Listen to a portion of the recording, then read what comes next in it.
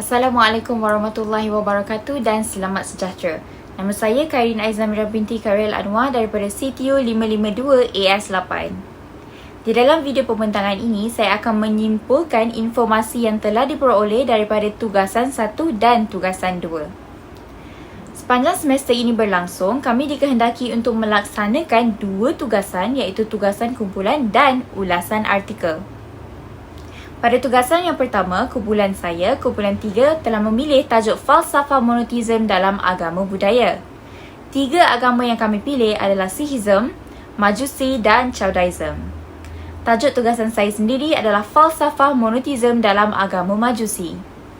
Sebelum itu, apakah maksud monoteism?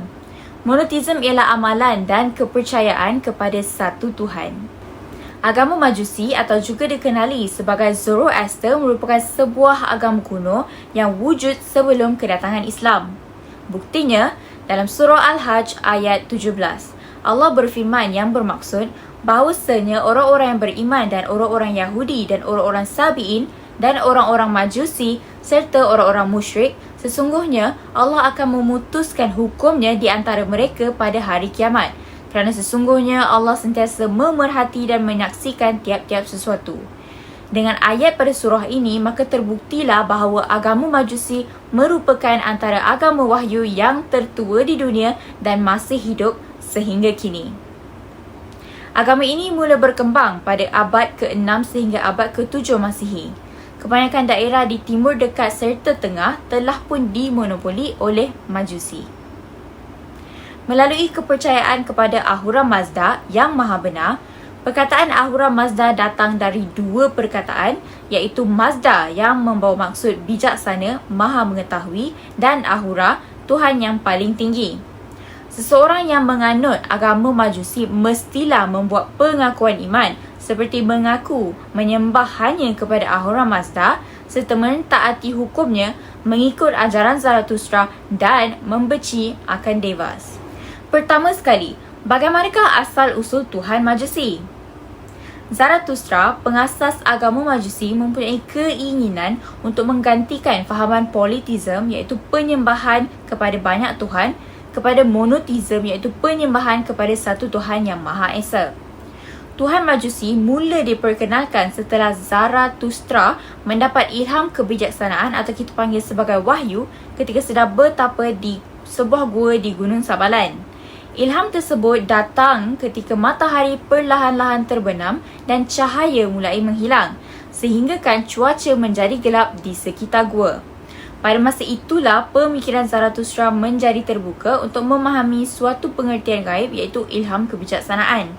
Dan ketika itulah muncul kesedaran dan pengetahuan bahawa alam dan kehidupan sentiasa dikelilingi perjuangan terang dan gelap serta kebaikan dan keburukan. Dalam agama ini terdapat 3 jalan utama untuk menuju Tuhan yang bijaksana, Ahura Mazda. 3 jalan utama tersebut termasuklah pemikiran yang baik, perkataan yang baik dan perbuatan yang baik. Zarathustra menerangkan bahawa Ahura Mazda mempunyai 6 sifat utama yang perlu diketahui oleh penganut Majusi. Sifat yang pertama yang bermaksud maha benar dan maha adil. Yang kedua, minda yang baik. Yang ketiga, yang maha berkuasa. Yang keempat, maha penyayang, maha setia. Yang kelima, maha sempurna atau maha suci. Dan yang terakhir sekali, sifat yang keenam, yang maha abadi. Kitab suci agama Majusi dikenali dengan nama Zen Avesta. Avesta diambil daripada perkataan Avista yang membawa maksud bacaan. Selepas 30 tahun pertemuan Zarathustra dengan Raja Parsi, Zarathustra menyatakan bahawa beliau telah menerima kitab suci yang berasal daripada wahyu Tuhan. Kitab tersebut diukir di atas 12,000 kulit sapi dengan tinta emas. Kitab ini kemudian disimpan oleh raja tersebut di Istakhar. Agama Majusi juga dipanggil sebagai agama ekologi yang pertama kerana Majusi meletakkan kepercayaan kepada kesucian dan kebaikan ciptaan Tuhan, Ahura Mazda. Oleh kerana itu, penganut Majusi tidak mencemarkan atau melakukan kerosakan terhadap alam semula jadi. Ini termasuk sungai-sungai dan pokok-pokok. Tuhan Majusi disimbolkan dengan api, di mana ia dianggap sebagai pencipta alam semesta juga pemelihara kehidupan. Api merupakan simbol kesucian agama Majusi. Oleh itu, elemen ini wajib dijaga kesuciannya. Di antara kesalahan dalam menggunakan api ialah dengan membakar mayat. Penganut Majusi percaya bahawa kematian merupakan suatu bentuk kejahatan. Maka daging pada jasad si mati akan dapat mencemarkan elemen semula jadi seperti tanah dan air. Oleh itu, membakar mayat adalah sebuah larangan kerana ia merupakan dosa besar. Pada tugasan yang kedua pula, ulasan artikel, kami dikehendaki memilih salah satu artikel rujukan yang digunakan dalam tugasan 1. Oleh itu, saya telah memilih untuk memberi ulasan pada artikel bertajuk Sejarah Agama-Agama Studies Histories tentang agama kuno masa lampau yang ditulis oleh Nurlidiawati. Artikel ini telah diterbitkan pada tahun 2015 dan terkandung di dalam Jurnal Rihlah Volume 3, nombor 1.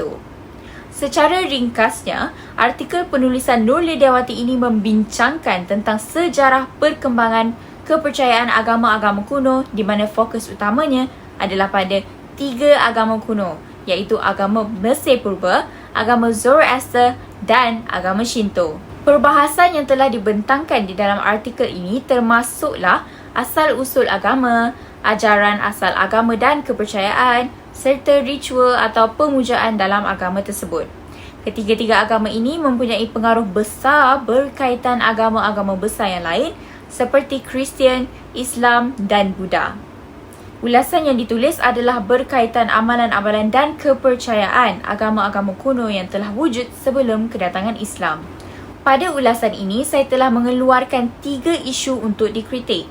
Pertama sekali, penulis menyatakan bahawa Fir'aun merupakan makhluk suci yang dianggap jelmaan Tuhan-Tuhan agama Mesir Purba di dunia. Kenyataan ini adalah bertentangan dengan ajaran Islam. Hal ini kerana dalam Islam, Tuhan iaitu Allah SWT tidak boleh dilihat dengan pandangan mata kasar atau tidak boleh dicapai oleh makhluk ciptaannya. Ulasan ini disokong dengan potongan ayat daripada Al-Quran pada surah Al-Shura ayat 11 yang membawa maksud tiada sesuatu pun yang serupa dengan dia.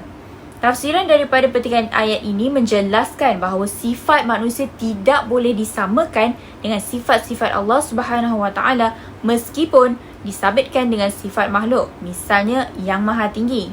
Maka, isu Fir'aun merupakan jelmaan Tuhan di bumi adalah bertentangan dengan agama Islam. Pada isu seterusnya, Nurlidiawati menulis tentang cara pengurusan mayat bagi agama Zoroaster.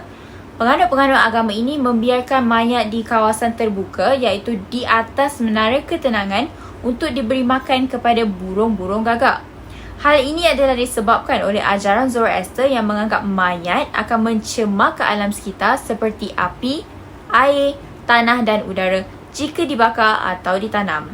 Cara pengurusan mayat bagi agama Zoroaster adalah bertentangan dengan pengurusan dalam Islam. Pengendalian jenazah di dalam Islam dimaksudkan dengan urusan secara keseluruhan daripada awal iaitu penyucian sehinggalah akhir iaitu pengebumian mengikut hukum-hukum Islam. Jenazah seorang Islam diuruskan dengan segera sejurus selepas kematian. Proses yang terlibat bermula dengan memandikan jenazah, mewudukkan jenazah dan mengeringkan sebelum proses seterusnya iaitu kafan. Selepas itu, solat jenazah akan dilaksanakan secara berjemaah dan akhir sekali proses pengebumian. Setelah pengebumian, talqin akan dibacakan sebagai peringatan buat mereka yang masih hidup. Berdasarkan hadis riwayat Muslim dari sanad Abu Hurairah radhiyallahu anhu yang bermaksud, saya mendengar Rasulullah SAW bersabda, segerakanlah pengebumian jenazah kerana jika ia adalah seorang soleh, kamu telah mendekatkannya dengan kebaikan. Tetapi jika dia tidak termasuk dalam kalangan orang yang soleh, maka kamu telah bersegera mengelakkan keburukan ke atas bahu-bahu kamu.